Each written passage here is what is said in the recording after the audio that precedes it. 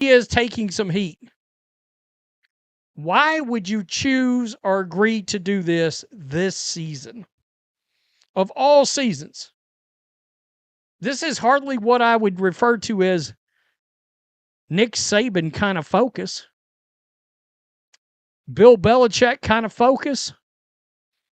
Back in the day when baseball managing still meant something, Joe Torre kind of focus. Listen to me very carefully, because what you are about to hear is the single biggest scandal currently being covered up in professional sports right now, and the mainstream media is entirely complicit in hiding the truth from you. They are setting Caitlin Clark up for a spectacular failure before she even sets foot on a professional basketball court, and the call is coming from inside the house.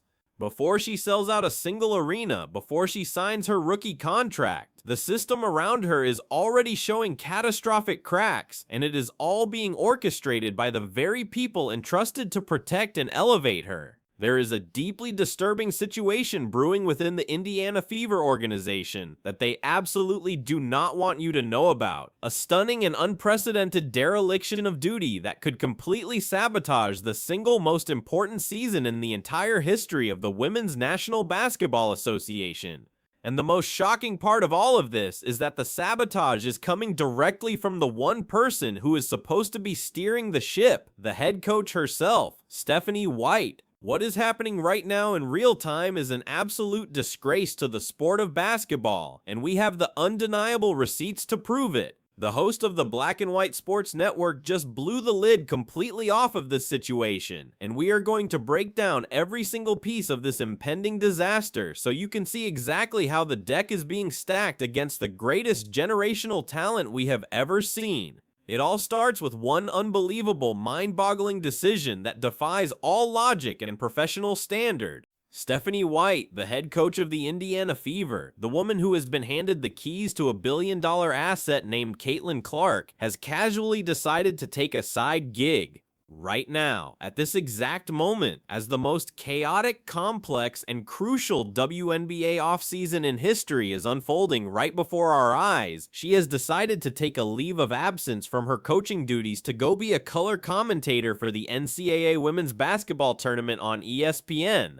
You heard that correctly. The head coach of a professional sports franchise is not in the building. She is not in the war room. She is not breaking down film of her future opponents. She is sitting in a comfortable television broadcasting booth calling college games while her franchise burns to the ground. The host was in pure unadulterated disbelief, asking the exact question that every single sports fan in America should be screaming right now.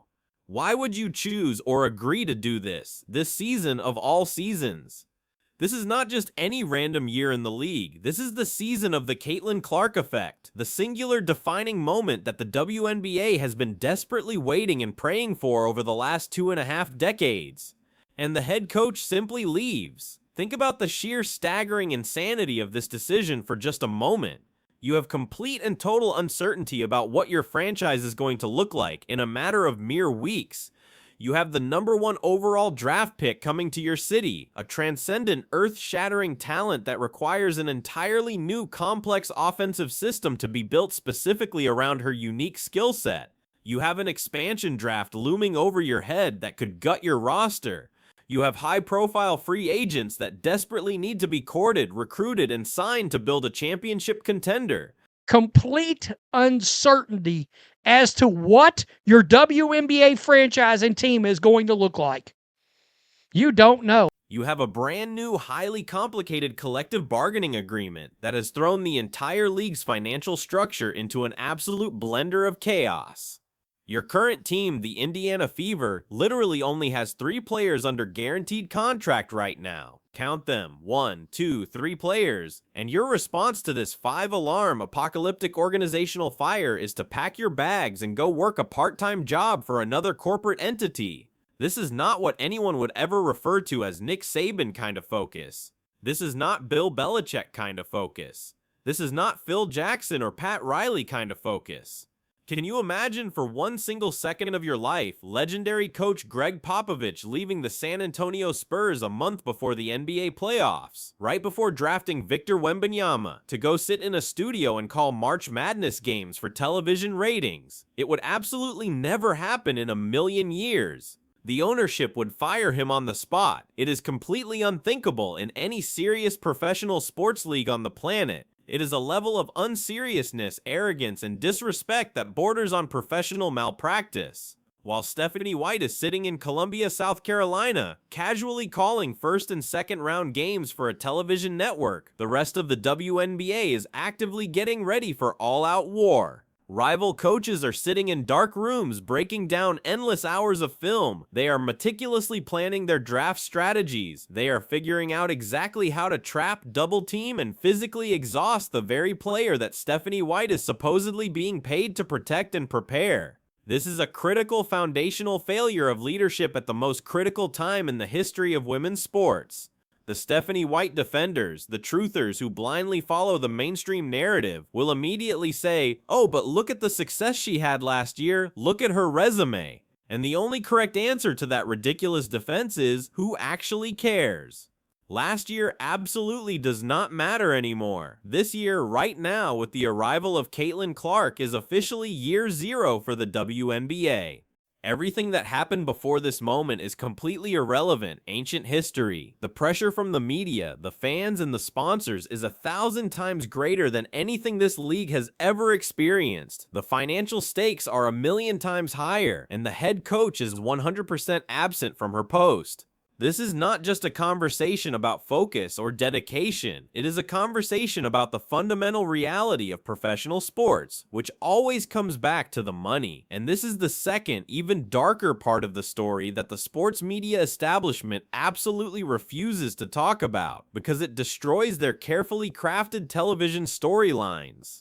The mainstream media has been aggressively pushing a fake manufactured narrative for months that Angel Reese is somehow on the exact same level as Caitlin Clark, that they are perfect equals, that they are the two identical twin pillars holding up the future of the league, like some modern-day Magic Johnson and Larry Bird. It is a very nice, heartwarming story for television executives to sell to advertisers, but it is a complete and total lie.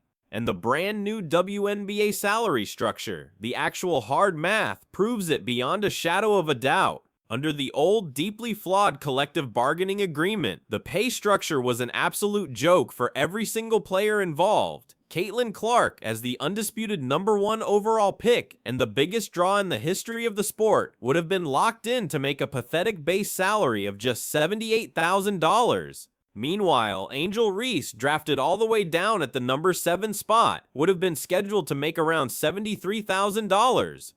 Difference. Now it is a $177,000 difference. Nearly $180,000 difference between Caitlin Clark's salary and Angel Reese's. Wait until Angels fans realize that and that pops in their head. Fallout in 3, 2, go. I saw that and thought it was an interesting tidbit to add to this video. Make sure you subscribed. Make sure you're still subscribed to the channel. Hit the like button. Oh boy, I can just... That is a tiny, statistically insignificant $5,000 difference between a global phenomenon who sells out stadiums in minutes and a very good forward who was drafted 7th. But then reality came crashing through the door. The league executives and the players' union were forced, entirely by the economic tidal wave created by Caitlin Clark, to rip up the old rules and create what they are now calling the Epic Provision.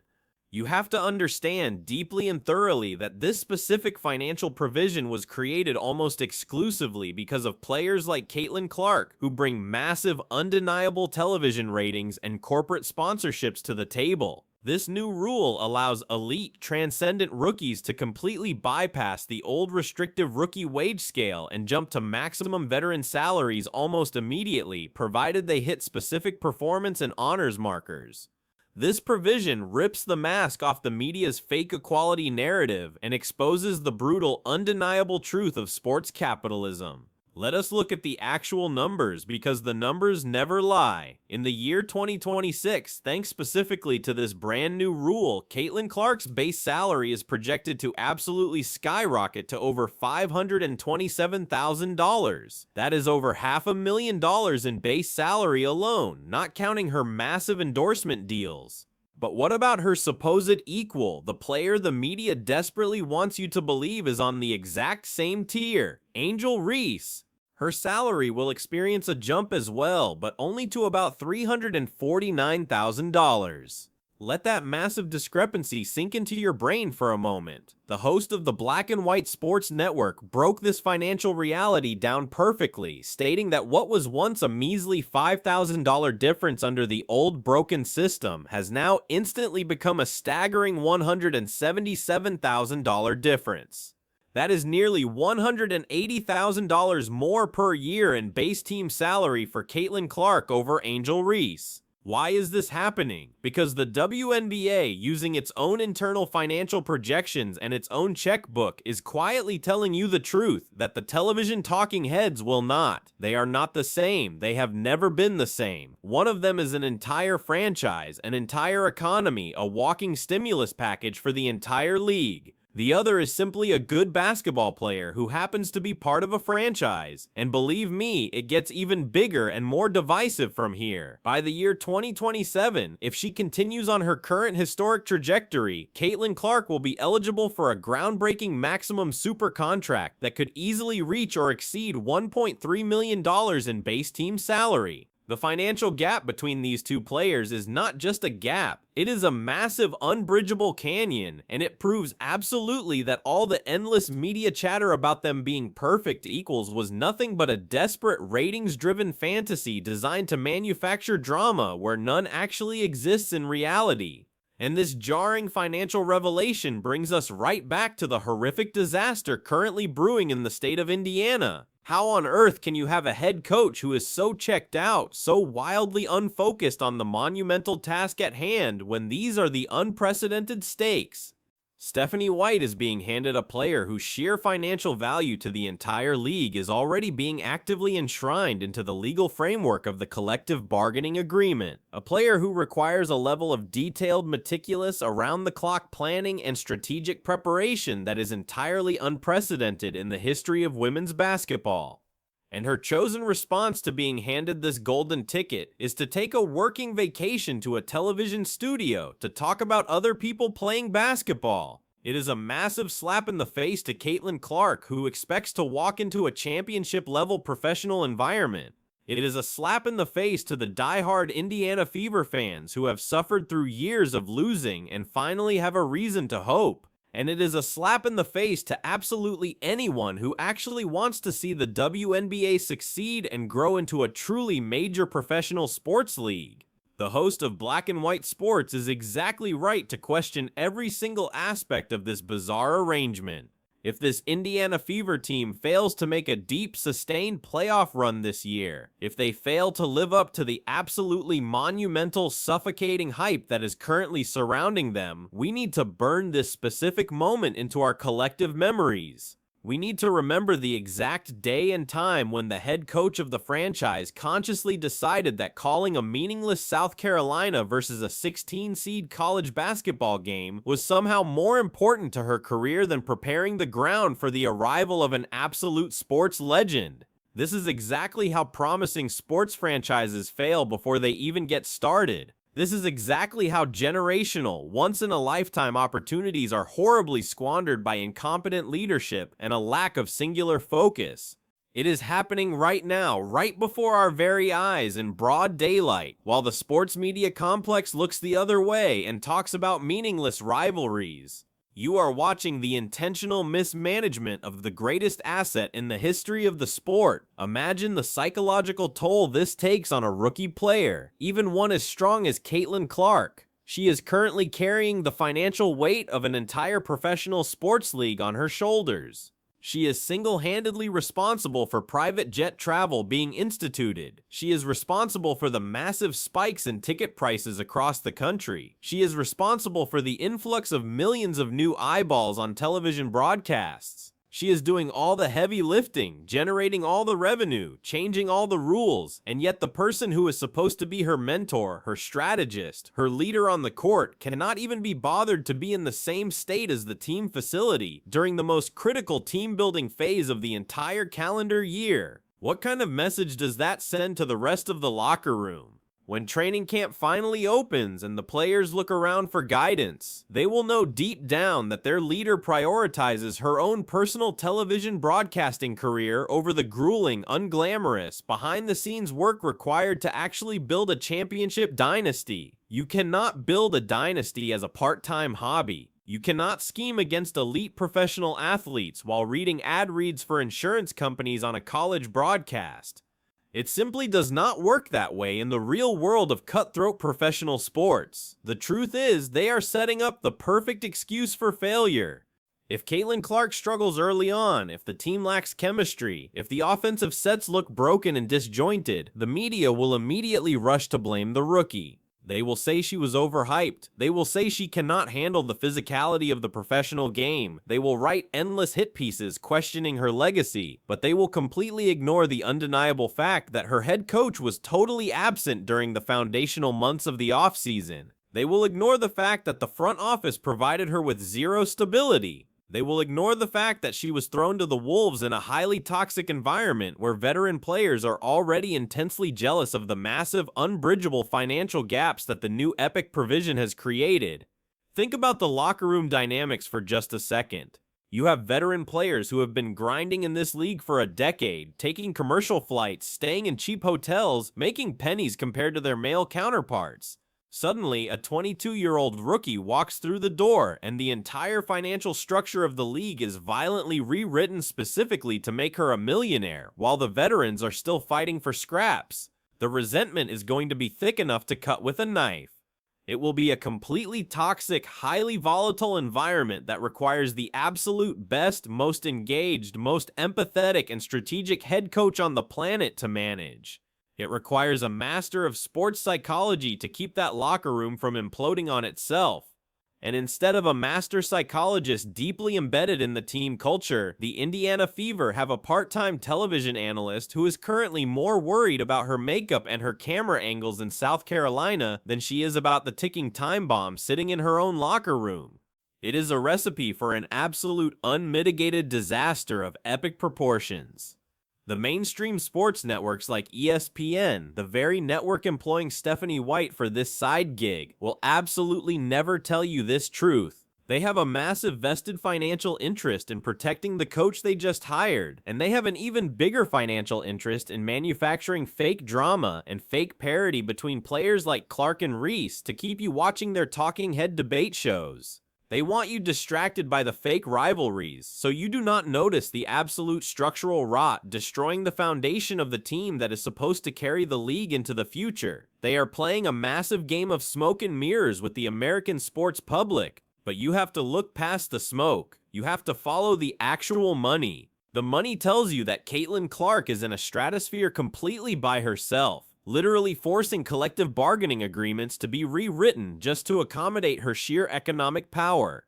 The money tells you that the gap between her and the rest of her draft class is expanding by hundreds of thousands of dollars before a single professional game has been played. And the sheer lack of professionalism from the coaching staff tells you that the Indiana Fever organization is profoundly unprepared, unqualified, and unworthy of handling a talent of this magnitude. They are treating a billion-dollar empire like a weekend intramural league. This is a massive talent. Unforgivable betrayal of the fans who spend their hard-earned money on season tickets. It is a betrayal of the sport itself, and most importantly, it is a devastating betrayal of Caitlin Clark, who is about to walk into an absolute ambush completely blindfolded, while her head coach sits miles away wearing a headset and talking about someone else's basketball team.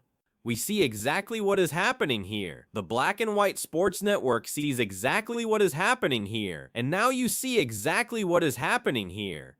Do not let them lie to you when the season starts and things look chaotic. You know exactly where the chaos originated. You know exactly who abandoned their post, and you know exactly why the media will cover it all up. The fix is in, the narrative is entirely rigged, and the greatest player of her generation is being set up to take the fall for an organization that lacks the basic fundamental professional decency to even show up for work. Keep your eyes wide open, because the sabotage has already begun, and the season has not even started yet. Pay very close attention to how this plays out, because the lies are only going to get louder, the spin is only going to get more aggressive, and the desperate attempts to protect the incompetent leadership of this franchise will reach levels of media manipulation we have never seen before. We will not stop exposing the truth, we will not stop following the money, and we will absolutely not let them get away with destroying the future of the sport right in front of our faces. This is the reality they want to hide, but the truth is out now, and there is no putting the genie back in the bottle.